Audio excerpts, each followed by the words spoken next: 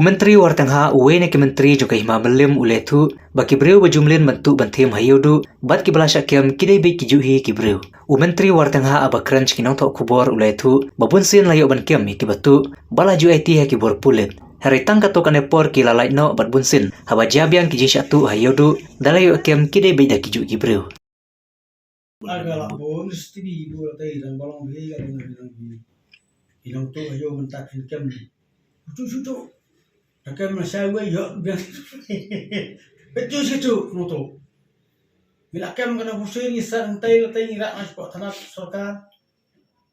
lalai untuk umi biang tu ya long yang kata cing doni gue atau don su kam thamai ka long mat itu di dalam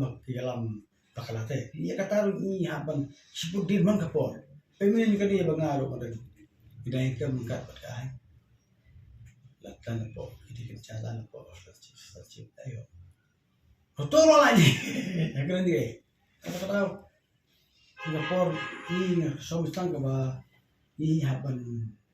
pechkir bani menteri bagaimana tapi itu beda kayaknya boleh kita lihat kita ini habis kerana lagi boleh kan boleh entah yang boleh untuk satu yuk cuma sekali kena makan sana dia itu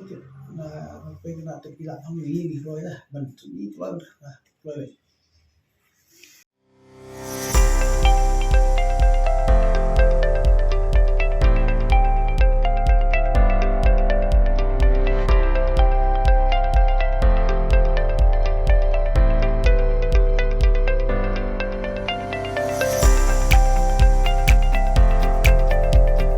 Citizen first is our motto.